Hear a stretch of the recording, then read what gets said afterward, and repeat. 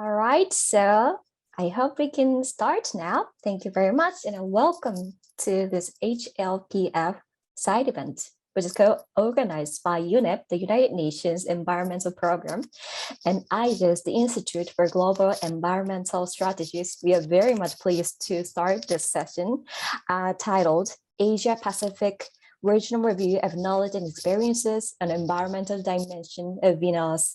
My name is Miki Fukuda, a policy researcher at IGES. And then today, I and also Yurang He, Program Management Officer at UNEP Asia and Pacific Office, jointly co-host this event. So thank you very much. And I would like to inform that the session will be about an hour, and I hope you will enjoy and actively participate. And also, please feel free to ask questions and make comments at any points during the session. For this, please use the Q&A function as you can see on the chat box. We will get your input as soon as possible. Now let's get started the session. First of all, I'd like to invite the Regional Director of United Nations Environmental Program in Asia and Pacific, Ms. Richin Chering. Ms. Chering, the floor is yours. Thank you very much, Mickey. Distinguished participants, dear colleagues, ladies and gentlemen, I would like to thank Ms. Vicky Yulaswati, Senior Advisor to the Minister of National Development Planning of Indonesia, Bapanas, and Head of the National Secretariat for the Sustainable Development Goals, for joining us today and sharing her valuable experience of Indonesia on SDG implementation and reporting, including on preparing 3 voluntary national reviews, the first country in our region to achieve that record. I would also like to thank Mr. Kazuhuki Takeuchi, President, Institute for Global Environment Strategies, IGES, and the IGES Secretariat for the outstanding partnership with UNEP and the great support provided to make this event possible. Building back better from the coronavirus disease while advancing the full implementation of the 2030 Agenda for Sustainable Development is the theme of this year's 2022 UN High-Level Political Forum on Sustainable Development. As the crisis caused by the COVID-19 global pandemic has shown us, the importance of a healthy planet is central to the 2030 Agenda. Our region, Asia Pacific, is at the forefront of this triple planetary crisis of climate change, pollution, and loss of nature. This pandemic has added to these challenges, compromising countries' ability to address the triple planetary crises. It has also pushed 11 million people back into poverty in our region and shaken the stability of our society. The recent resumed session of the 5th United Nations Environment Assembly in March this year highlighted the urgent need for bold actions, new and effective mechanisms to address the triple planetary crises. The Voluntary National Reviews, VNRs on SDGs, are one such mechanism. The aim of VNRs is to accelerate implementation of the 2030 Agenda, and it is also to facilitate sharing of experiences by member states, including successes, challenges, and lessons learned, with a view to integrate social equity, green economy, and healthy environment into national development strategies. In this context, IGES and UNEP conducted a joint review of 50 voluntary national reviews submitted by 36 Asia Pacific countries to the UN High-Level Political Forum on Sustainable Development from 2016 to 2021. The regional VNR review intends to harness the knowledge and experience accumulated by countries in the process of producing the VNRs, both as a vehicle and as a national strategy for SDG implementation and reporting. It focuses on the environment and challenges of ensuring that environmental governance and data and indicators are fully reflected in voluntary national reviews. This side event will share the preliminary findings and conclusions of this review, together with the rich experience from Indonesia.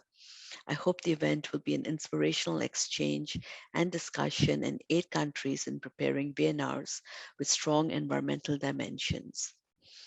I very much look forward to your active contribution to this dialogue, and I thank you for your kind attention. Thank you very much for your remarks, Ms. Sering. I am Young Ranher, as introduced by Miki from UNEP. Let me now invite the president of IGES, Mr. Kazuhiko Takeuchi, to the virtual floor to make opening statement on behalf of IGES. Takeuchi-sensei, please, the floor is yours. Yes, thank you very much for your kind introduction. Dear participants, this year we meet at the virtual sidelines of the 2022 High-Level Political Forum. I'm honored to join you today to provide opening remarks. Today's event is co-organized by UNEP and IGES. Today, we share findings from our soon-to-be-published regional review of Asia-Pacific VNRs. We hope this will generate useful insights and frank discussions among participants on the main themes in this report. The report shares experiences on Asia-Pacific countries' action on the environmental dimensions of the SDGs. The report also shares some challenges and recommendations going forward. We will look more closely at some of these findings shortly, but allow me to provide some context that will help frame these recommendations. Despite the importance of the environment to human well-being, action on the environmental SDGs is unfortunately slow and insufficient. We need to move faster with higher levels of ambition. But this is easier said than done. It is not always easy to argue for the importance of the environment against other competing priorities and challenges.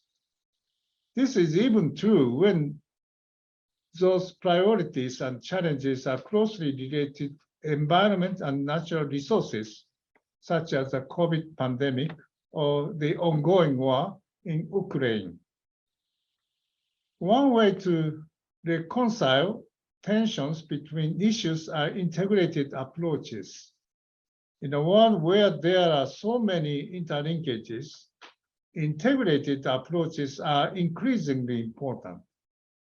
For example, at IGES, we think that making progress on the environmental goals requires a One Health approach that presumes preserving healthy human societies depends on healthy natural ecosystems.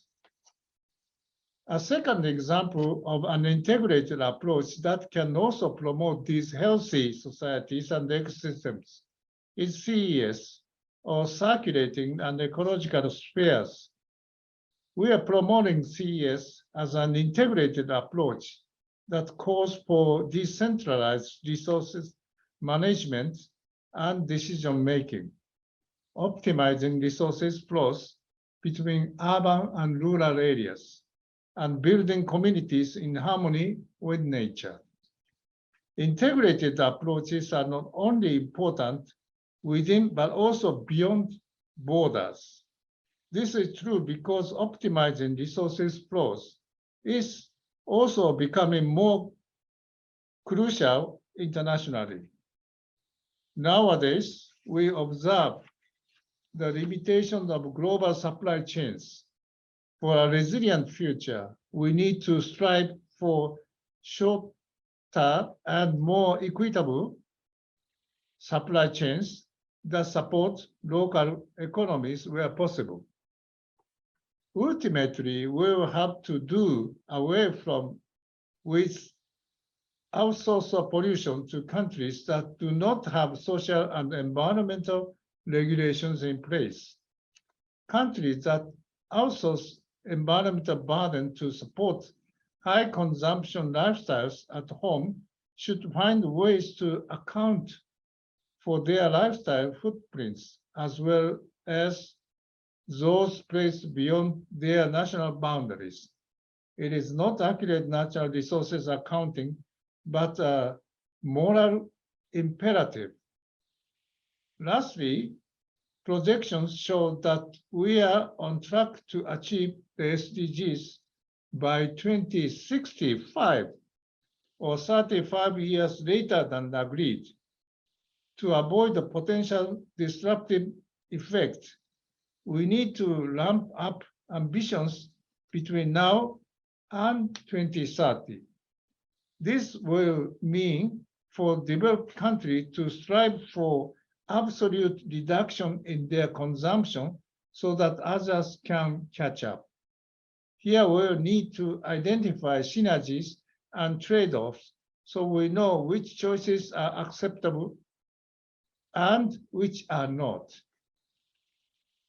These suggestions are important also to provide a more prominent place to the environment among all other important issues covered by the SDGs. And in that context, I hope the findings of this study can inform governments and other stakeholders in preparation of their future VNRs to help accelerate action on the SDGs.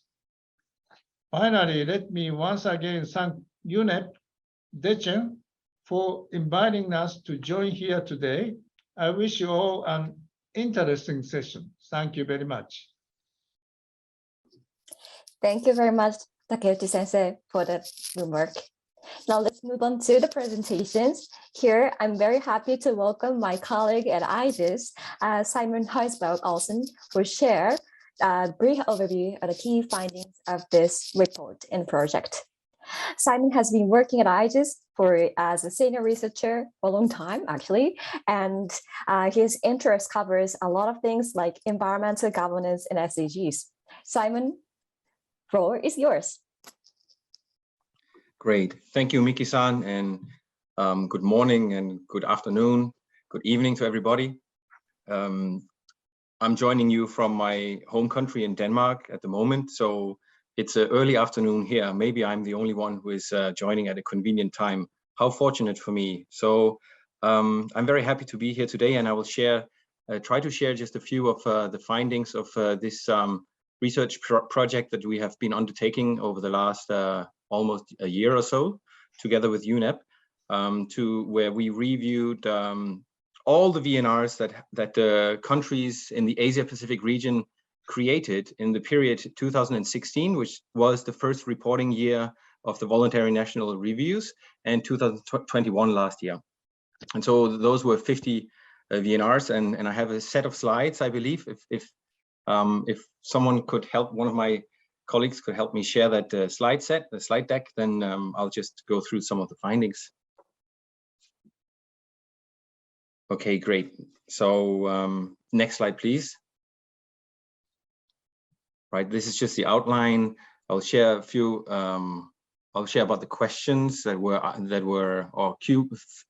the core points we focused on in the research, and then some findings regarding how VNRs have been produced, and then after that how the environment is featuring in the VNRs mostly, and some findings regarding governance and stakeholder engagement, and also some information regarding how data and indicators challenges have been approached in these VNRs that we reviewed.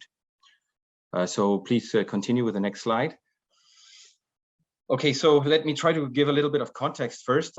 First, we can say over the review period of the 5 years and those 50 VNRs that 37 countries in the Asia-Pacific region produced. You know, some countries produced only 1 VNR in that period, some produced 2. We heard that Indonesia actually produced 3. But so the average, we could see that the SDG performance over time is improving. As you can see that this figure is showing, there's a slight increase over time. This is the average score by the Sustainable Development Solutions Network. And so, yes, the average performance is increasing between 2016 and 2021 in the reviewed countries. And of course, this is just an average. So some countries will pull this average up and other countries pull this average down slightly. So that's sort of the context. Next slide, please. But actually, even though the countries that we reviewed in the region, though we reviewed the performance of countries in the region that have produced the VNRs, and even though they have produced over those 5 years, they haven't improved as much compared to the other regions of the world. So in the global context, in fact, the rate of progress of the countries in the Asia-Pacific region is less. So that means that the rank, and this is the rank that is produced annually by the Sustainable Development Solutions Network, that ranks countries to compare countries' performance. The average rank of the region compared to other regions is in fact decreasing slightly. So in that sense, you could say that the reviewed countries in this region, they're underperforming when compared to global performance. Okay, so that's also part of the context. Next slide, please. And another part of the context is that, in fact, when we look at the countries that we reviewed and we look at their GDP per capita, which is the x-axis, and we compare that to their score in the SDSN, you can see that there is a positive correlation between GDP per capita and the SDSN score. Maybe not so surprising to you that that means, to put it very bluntly, countries that are more wealthy, they tend to perform better on the SDGs. Okay, but so that's what this slide says. Let's look at the other slide, because there is also a negative side to this. Actually, wealthier countries, they also have higher spillovers. Spillovers is something that the OECD has been working on, and that the SDSN in their annual reports have taken up. And it's a little bit difficult it's a little bit complex to explain, but spillovers, basically, to try to explain it simply, spillovers cover the connections between countries, and how countries are depending on each other in terms of environment, economy, finance, governance, and security. And so what this figure shows is that the wealthier countries also have higher spillovers. It means wealthier countries are more connected to other countries. And in one way that you could say that is maybe good, because that facilitates exchange of information and knowledge and labor and so on and so forth. But it also actually can be understood as a displacement of environmental footprint. That means that the prosperity enjoyed in one country is depending on environmental footprints somewhere else. So there's an equity, there's an inherent equity issue in this, in fact. Let's not get too deep into this here, but that is also part of the context of the performance. Next slide, please. Right, and to just get another example, is that here also countries that perform better on the SDGs and then have higher spillovers, they also have higher ecological footprints. So this is just to use another indice or another measure to show that the performance as captured by the SDSN in terms of showing how well countries are performing on the SDGs is correlated. That means the higher you perform on the SDGs, you tend to also have a higher ecological footprint.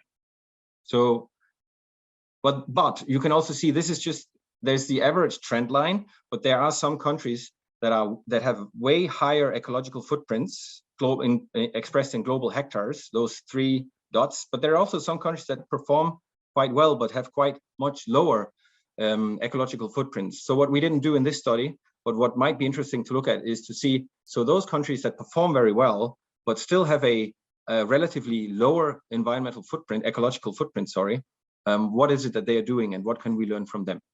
Okay, so that is part of the context. Now let's try to move on and into some of the findings of this study. Next slide, please. Just next slide, please. Yeah, sorry, my mistake. I'm moving too quick. Previous slide, please.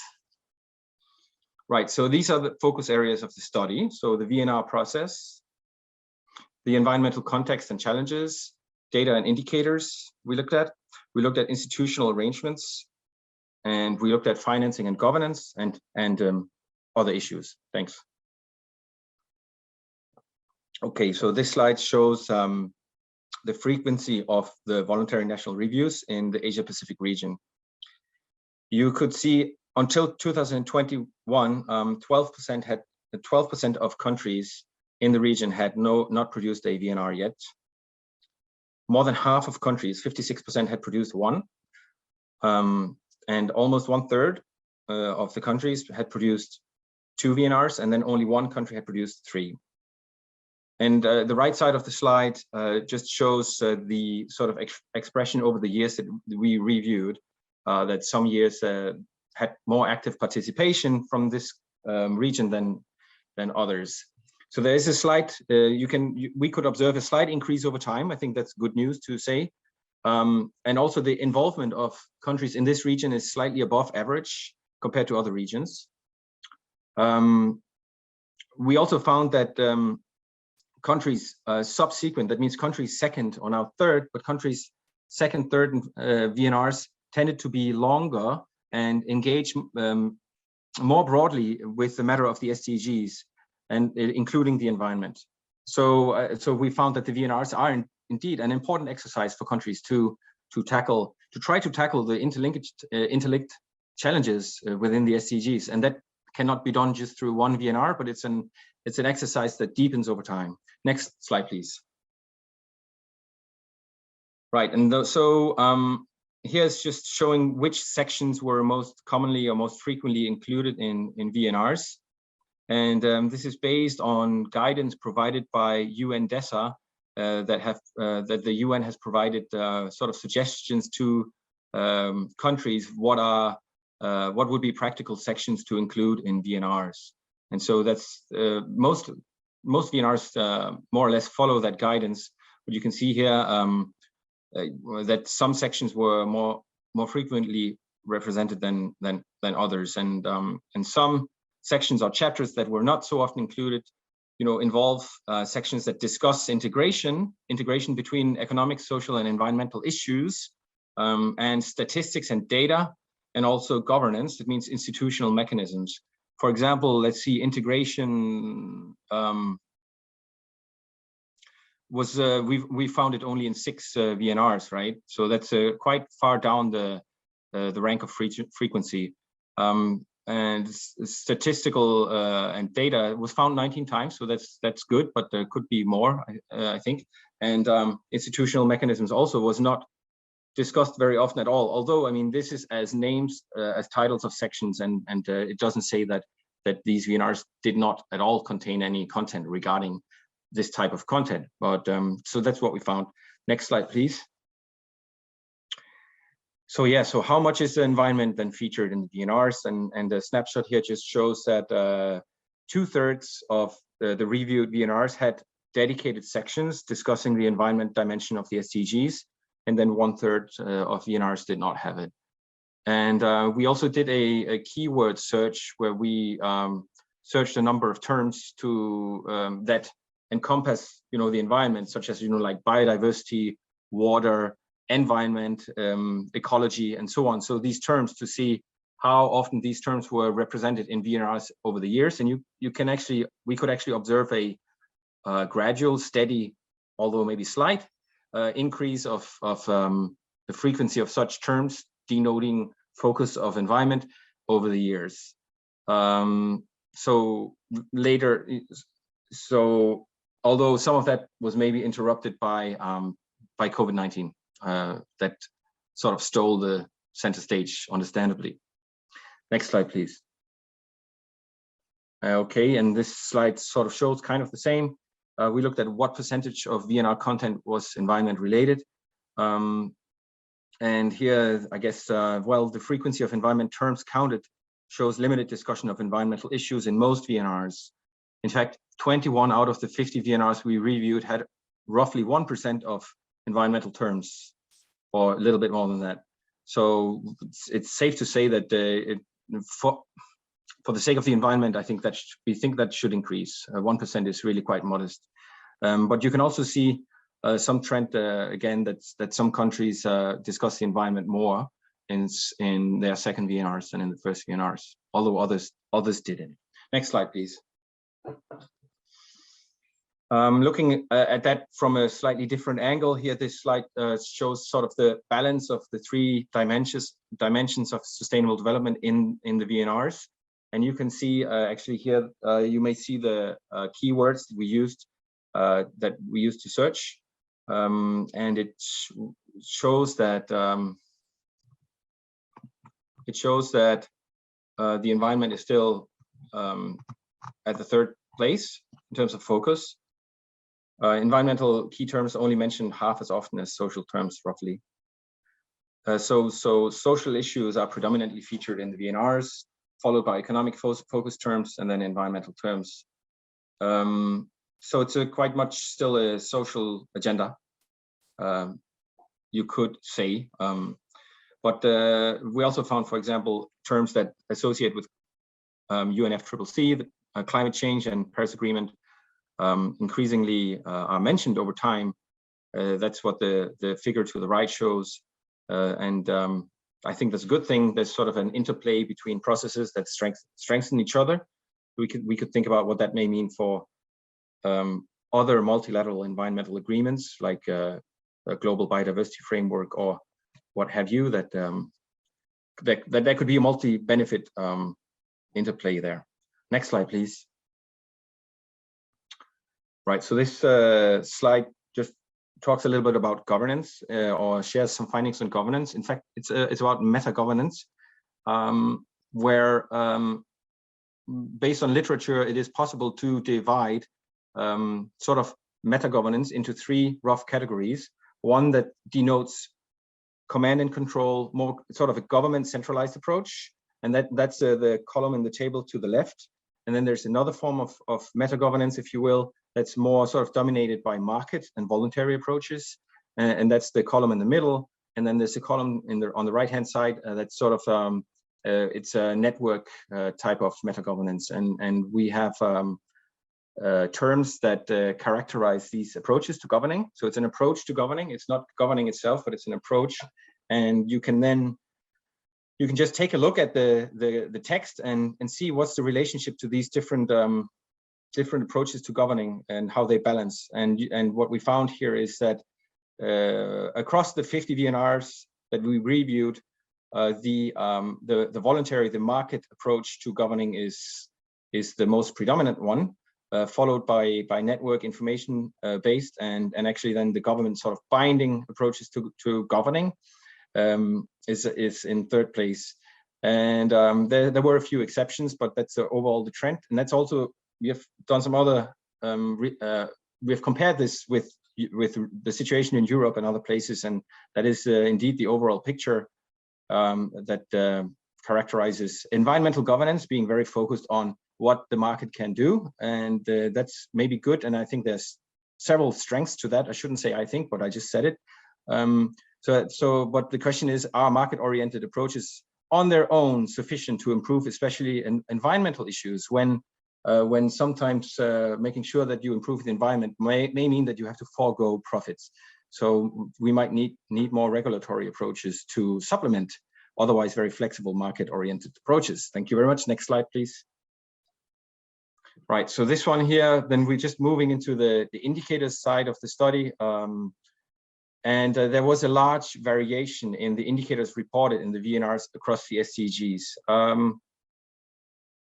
You may know that the SDGs have those 169 targets and 234 indicators, and out of those, 92 are classified as having environmental content, and UNEP sort of functions as a custodian for those 92 indicators.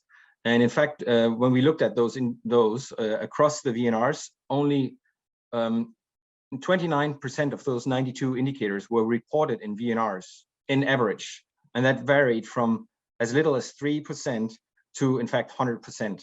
And it varied not only across countries, but it also varies quite a lot across the SDGs themselves, where you can see the very nice-looking, colorful chart on the left that some are much more strongly, some SDGs countries have or report on the indicators much more than others. So that's the situation, and maybe that may help, you know, anyone that's thinking about capacity exchange or capacity assistance to maybe focus that on some weak spots or some spots that weren't as strongly represented like this graph or this figure shows. Next slide, please. Right, and then there's also that tension between using local or global indicators. That also varied. Overall, about 70% of the environment-related indicators adopted global SDG indicators or similar to the globally proposed indicators. But this also varied from almost 0 to almost 100% across countries. And then there are several countries in the remaining 30%, countries used local indicators. And we also found, we pulled out some example of a local indicator, and that may be because some countries don't have a data legacy to really measure the indicators that are proposed by the global process, and they find ways to measure things that may be more practical for them. And then environment-related indicators on the SDG 8 and 3, for example, use global SDG indicators more often than those on the 5 and SDG 2. So these are some of the findings, and that are sort of explained a little bit more also in the regional review. Yeah. Next slide, please. Okay, I think I'm getting to the end of the presentation. So there, I suppose a few key messages that could be worth recapping here is that as Takeuchi-sensei said, well, it looks like we are on track to achieve the SDGs by 2065, and UNESCAP also finds in relation to that our region is only on track to achieve around 10% of the SDGs by 2030 at current speed. So there's still a lot of work to do. And we do feel, after looking at all these VNRs, that they are useful. They help build capacity. They help create a situation where governments and other stakeholders take stock of what is happening and not happening, and that is helpful. It's not easy to do. You know, many things that the SDGs are trying to cover have never been measured before. So you know, preparing several VNRs, like some countries are doing, that is a good thing, and maybe up to 2030, that frequency of doing VNRs could be increased. When that happens, the VNRs need to go beyond the capital cities, not just the Tokyo or not just the Jakarta, but also, you know, try to include the entire country, because there are disparities that are otherwise not captured. We found in several examples as a positive thing that the VNR should tell a story over time, right? If possible, they should be coherent and check what was achieved, what was said or written in the previous review, and how had that been approached in the subsequent review? What was the progress, right? And as another thing that could help focus on the environment, the cross-fertilization between multilateral environmental agreements and the SDGs, not only the Paris Agreement and climate change, but also the Convention on Biological Diversity and related processes. Another one is that the UN can organize regional capacity building workshops to examine discrepancies, build awareness, and promote peer learning and good practices on environmental SDGs, because there are good practices out there. And then I suppose the last one is the issue of spillovers. I think is a serious one. It looks like countries that look like they are performing very high on the SDGs, but they also have quite high material footprints, ecological footprints, and spillovers. Call it what you want. So the question is whether that performance is actually paid for by someone else's natural resources. So there's this whole question of synergies and trade-offs that's also emerging, and it's a very important question. There are synergies, and we need to focus on those to create political momentum and buy-in, but there's also trade-offs. That's two sides of the same coin. And more research is needed on the trade-offs, in fact, because which trade-offs, we have to face some trade-offs, but which ones can we accept and which ones we cannot accept. Right now, it looks like the environment is still the main trade-off. Next slide, please. Okay, yeah, thank you for your time. Thank you very much. Thank you, Simon, for your interesting and informative presentation. I think we now have a better understanding of some of the experiences of countries and the experiences of countries and the SDG VNRs from the region. May I check with participants if there are any questions to Simon at this point? If so, Please type in your questions using the Q&A function, and we will try to respond to as many questions as possible within the time limit. I don't see any questions at this point. So while we wait for some of the participants to share their questions or comments, also welcome, maybe I can bring my questions to Simon. So as we all know, the strength of SDGs lies in its interconnectedness of social, economic, and environmental dimensions. And according to the presentation, the discussion on environmental issues were found to be limited in many VNRs from the region, despite its interconnectedness with many social and economic issues. So Simon, what are some of the existing systemic barriers and what can be done to overcome these barriers?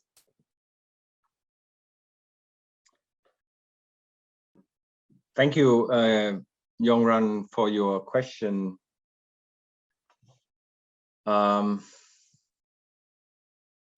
It's a very broad and indeed it's a very good question. It's a very difficult question, and you know that, I think. And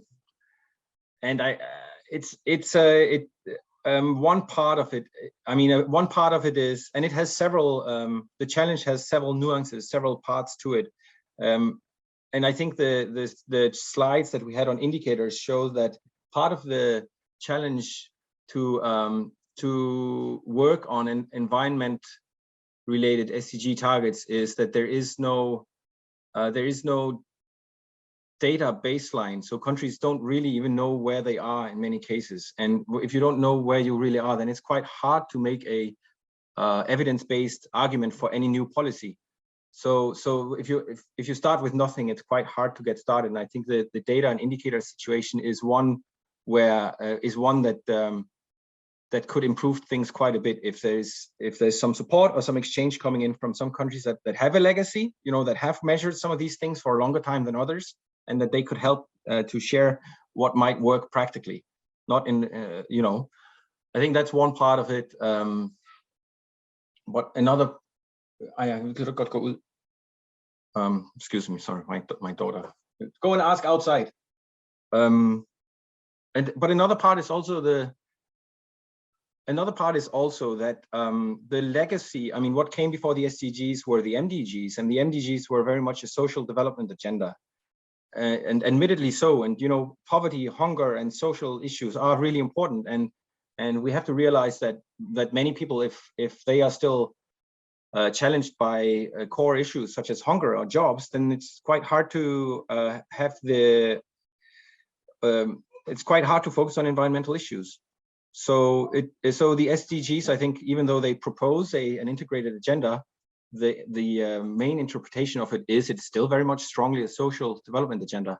And that's not to say that the social development aspects aren't important, but the fear is, or the risk is that if you focus only on social issues at the detriment of the environment, you might get to some tipping points where your environment degrades to the extent that your social advances made are also unraveled. So our challenge is to find a way to tell the story that social development issues can be advanced and need to be based on a healthy environment.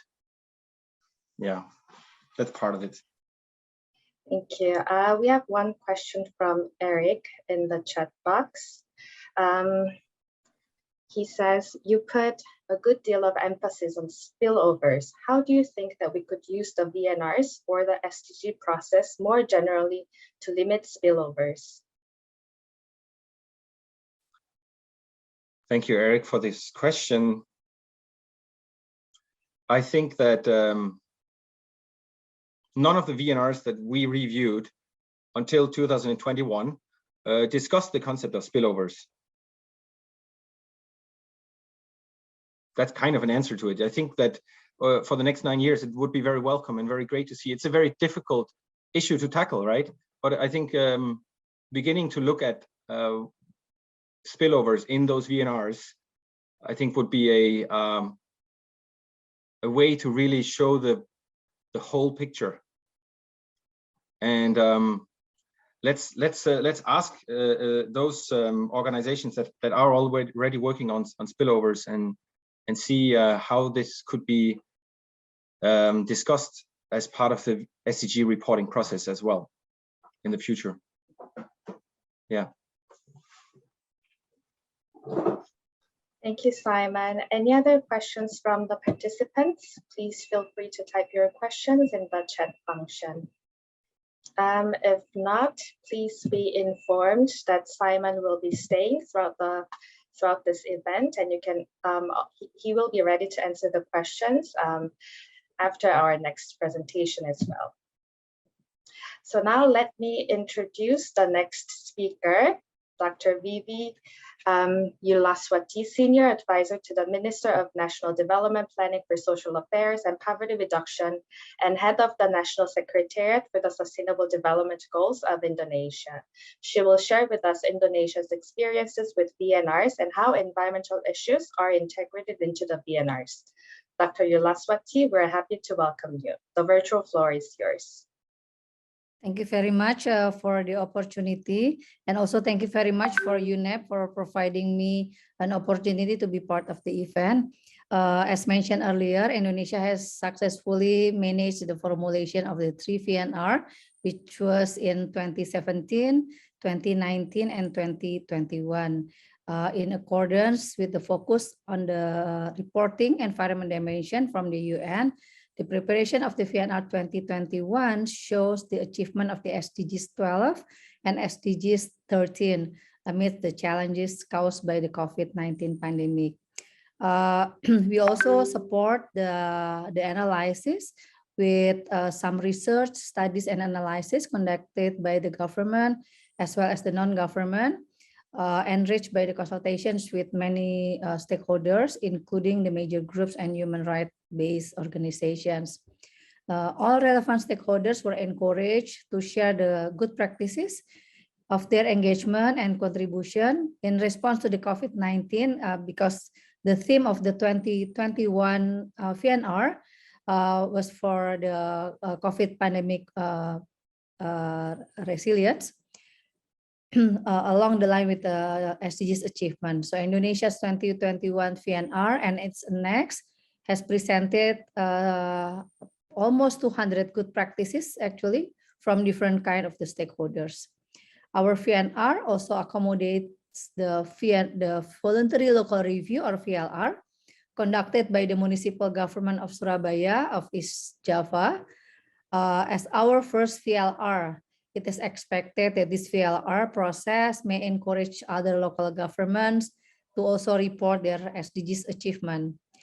It's been a follow-up of Indonesia's strong commitment to localizing SDGs at the subnational level, as has been mandated also in the presidential decree for SDGs implementation. Provincial, district, and municipality governments with non-state actors mainstream SDGs development planning and formulate and implement SDGs into their respective subnational action plan. So we have extended engagement with the 31 SDG centers in 31 local universities across Indonesia to support and work with local government. Indonesia has also updated the second edition of the SDGs metadata, National SDG metadata, to align with the UN stat updated indicators. Around 135 national indicators have adopted the global indicators, and the remaining are proxy indicators. So Indonesia has committed to implement and achieve the SDGs target that can be measured and can also be a reference for collaborations with the non-state actors to continue the adapting the remaining relevant global indicators into national indicators, because in many indicators, particularly in relate to the environment, the Central Bureau of Statistics already said that they don't have a capacity to consolidate the environmental related goals. Mainly from goals 13, 14, and 15. So we now try to include the non-state actors to also have a mechanism to share their data. The implementation of the SDGs at the subnational level, for sure, still poses some challenges like the availability and disaggregation of the data. To overcome the availability of the data or disaggregated data at the subnational level, we are now working with the Central Bureau of Statistics, apply small area estimation techniques that require thorough checking in the field for validity that cannot be conducted during the pandemic. This is maybe also responding to the issue why the environment aspect is not spelled out in many VNRs. I think one of the reason we were asked the focus of the goal of the SDGs in VNRs. I think in many VNRs mainly focus on the social aspect. For example, in the VNR 17 that were focused on 7 goals, they asked us to report only goal 1, 2, 3, 5, 9, 14, only 14 and 17. In VNR 2019, there are 6 goals of focus, 4, 8, 10, 13, 16, and 17.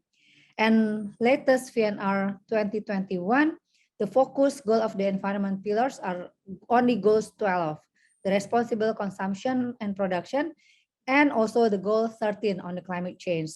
I would like to share our progress in the implementation of these 2 goals. In 2019, the reduction and processing of waste reached 14.58% and 67.4% respectively, whereas 68.3% of hazardous waste treated. Around 100 companies published sustainability report in 2020. I think it's now more than 100, including 55 banks, the financial institution. And between 2019 and 2020, 895 industrial businesses were certified green industry. Meanwhile, in 2019, for climate change action, the greenhouse gas emission reached 1.8 gigaton of carbon dioxide. And during the period of 2010-2019, the potential reduction in greenhouse gas emission was 23.46% from the baseline. So the government has a strong commitment to reducing the greenhouse gas emission, shown by the budget also that are allocated for low carbon development activities, amounting to around 54.6 billion rupiah in the period of 2018-2020. So I think in the near future, the focus for the environment will growing. As you may know, that the world face a number of major crises caused by the climate change, and there are many estimations on that in the next decade. So I think those phenomena now require real and quick action, as well as the capability to compile the data and also the analysis. So in the SDGs Decade of Action Momentum, I think we should focus how to accelerate the SDG achievement and working together, and as mandated by the Paris Agreement.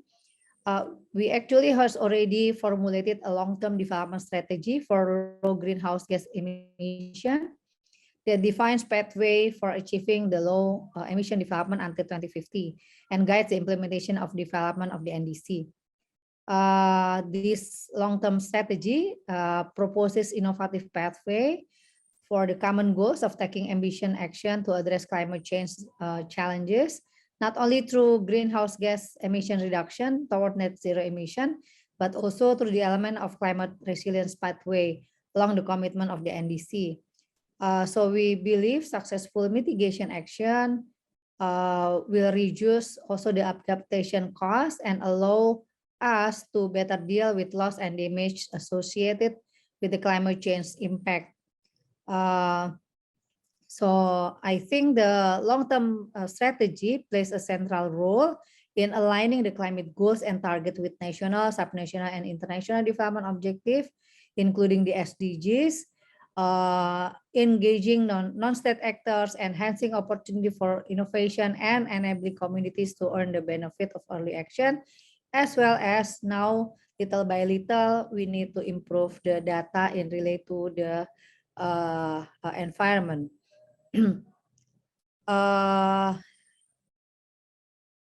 Other example is also under the Low Carbon Development Initiative and Climate Resilience Development. We have focused also the area for the green industry development, waste management, circular economy, sustainable energy, sustainable land and restoration, marine and coastal, agriculture, water, and health. So the integration of economic, social, and environment dimension, I think is really the key to achieving the sustainable development in time or on time, among others by strengthening the circular economy. The circular economy that will be undertaken by considering low carbon development and strengthening natural and non-natural disaster resilience system. In addition, economic activities with low emission can be carried out through renewable energy project and also energy transition mechanism. I think that's all that I could share in terms of the experience of Indonesia's VNR formulations, particularly in relate to the environment aspect. Thank you very much.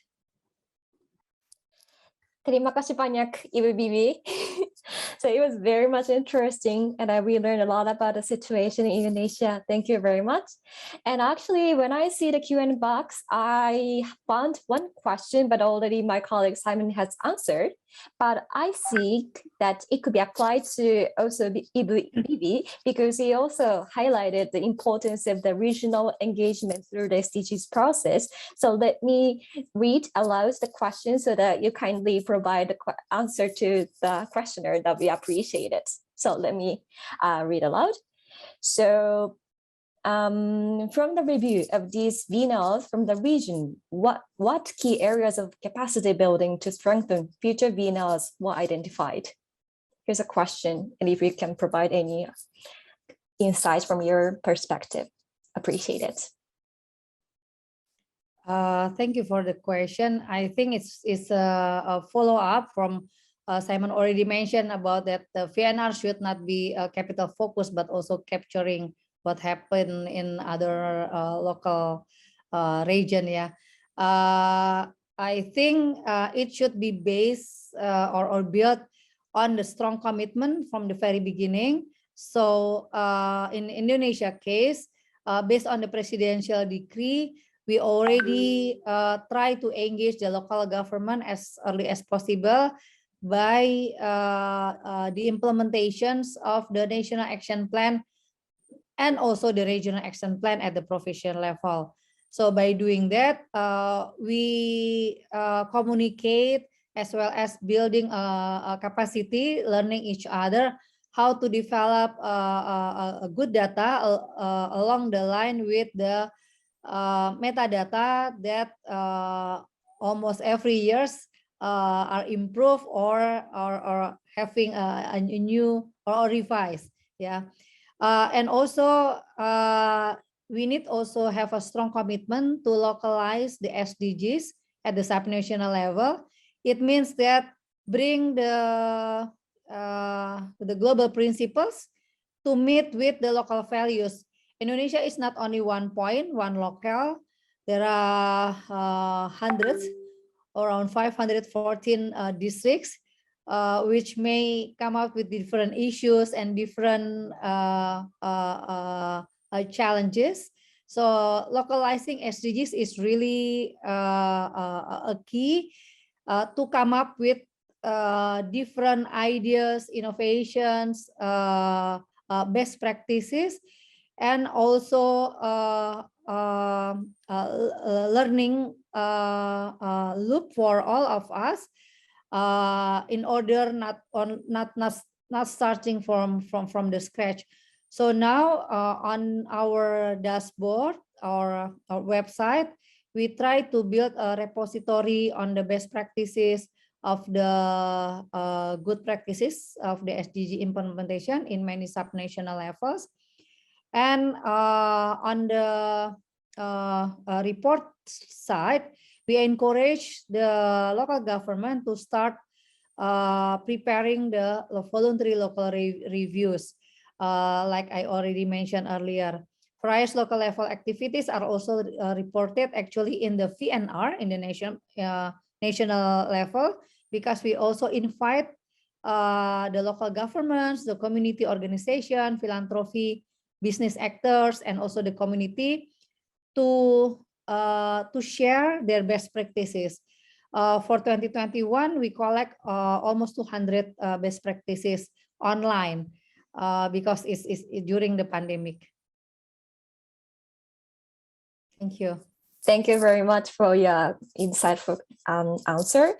And actually, in the chat box, I received another question/comment from Jinfa that thank you very much for the rich experience you shared. And could you give us more information on the local community's participation in the government investment on low carbon sectors and reflected in SDG implementation and reporting? Can you please answer to the question? Thank you very much. Okay.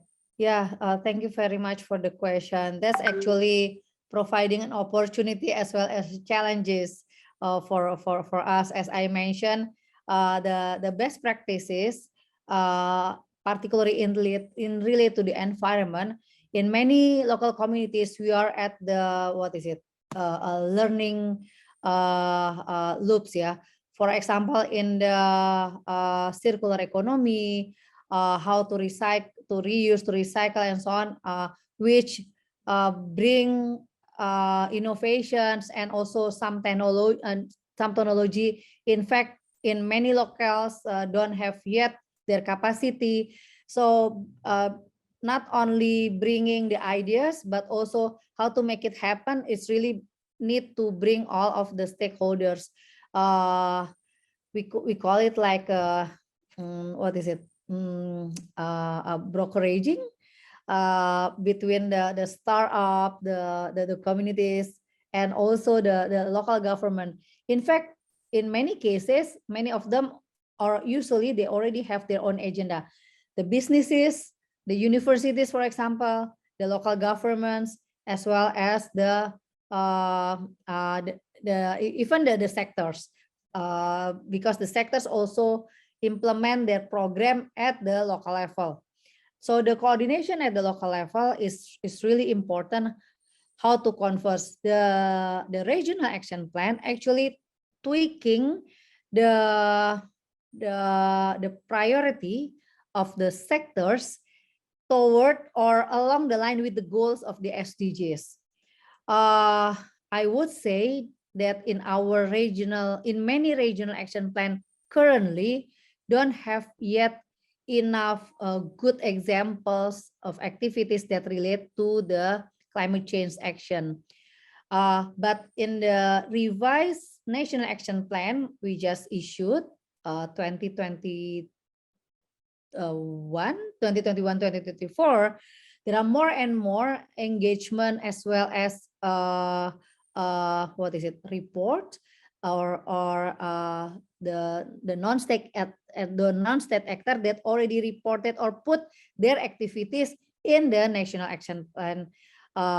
We have the format 3 for businesses and format 4 for the NGOs, and now little by little, I mean, comparing to the previous National Action Plan, there are significant. I just forgotten about the number, but there are much more activities that are related to the action plan. I mean, to the environment, which part of it intended for the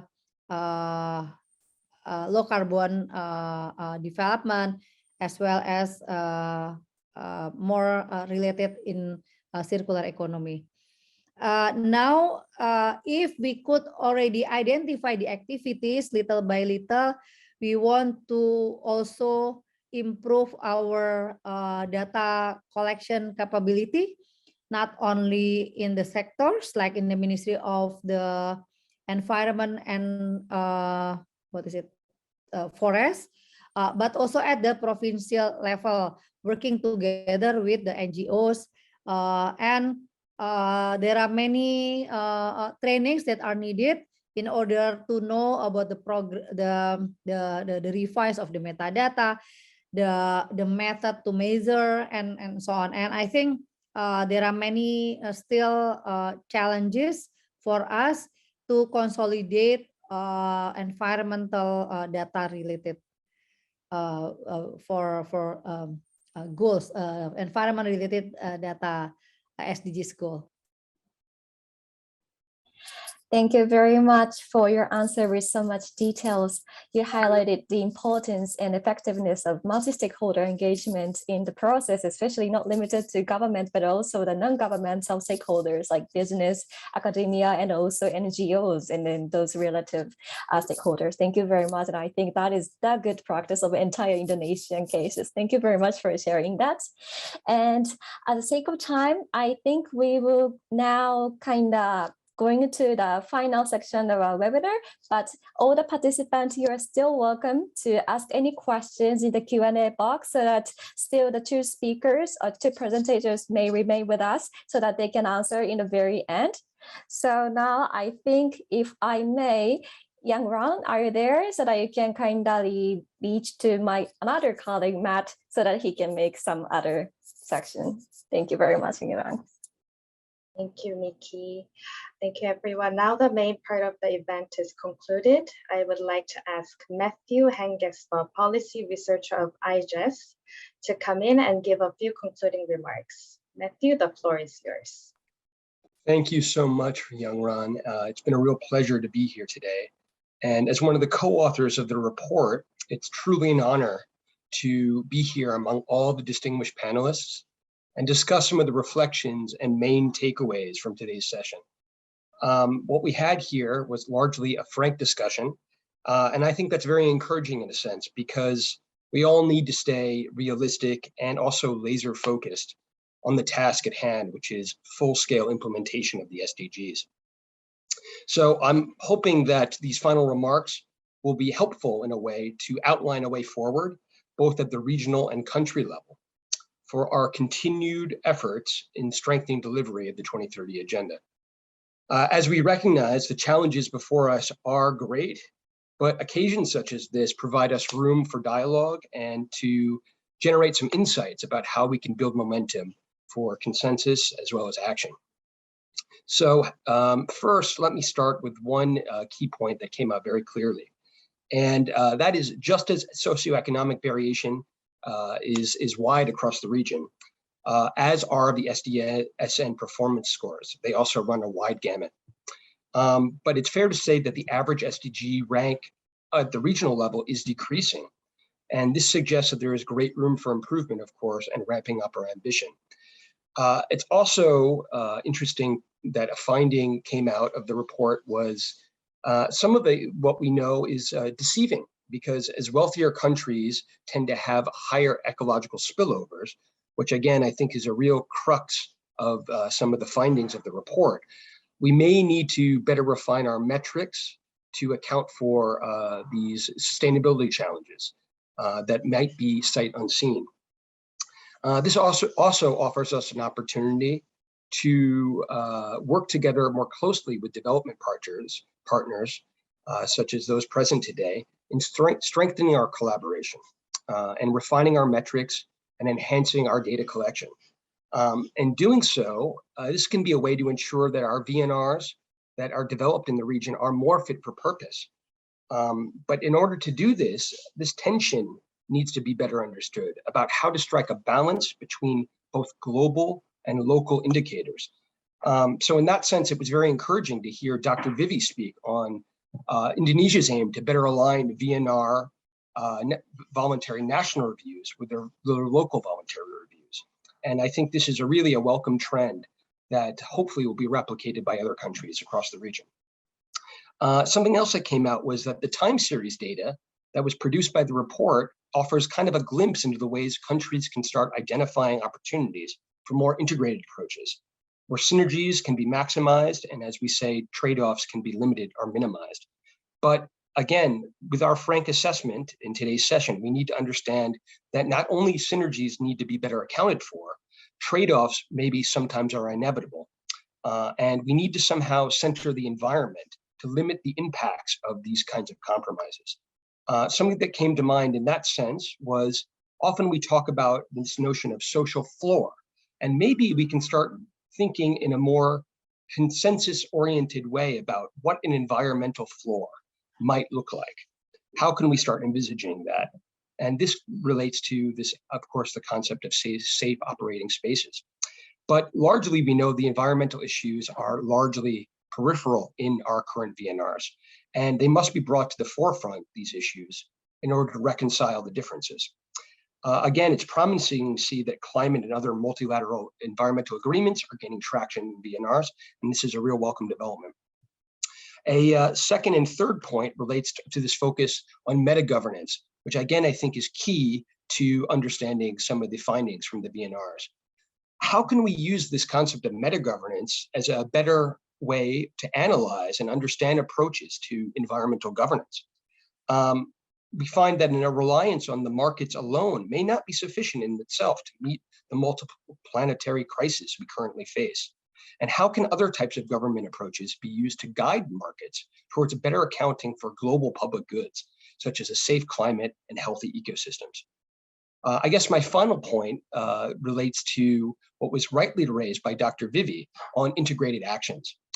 She spoke about how some of the main challenges for Indonesia based on its VNR include SDG 12 on responsible consumption and production and SDG 13 on climate. So how can we start to think about how these environmental SDGs provide a kind of anchor for the delivery of the full set of SDGs, full set of goals? I just would like to say that my institute, IGES, we're very happy to work together with partners across the region because we've been conducting research in this space for some time on the notion of interlinkages.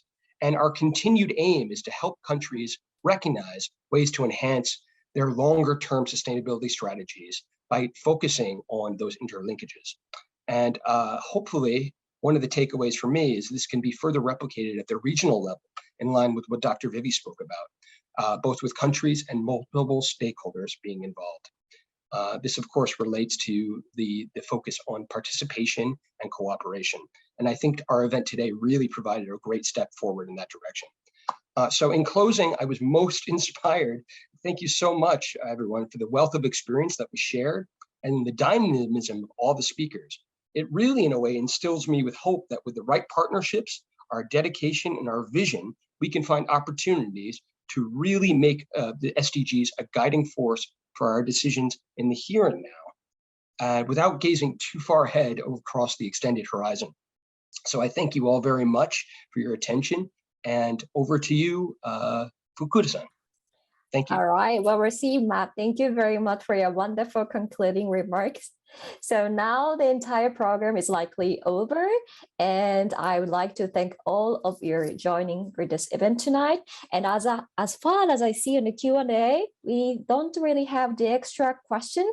Hope the silence is a good sign, and the discussion was both fruitful and insightful to all of you.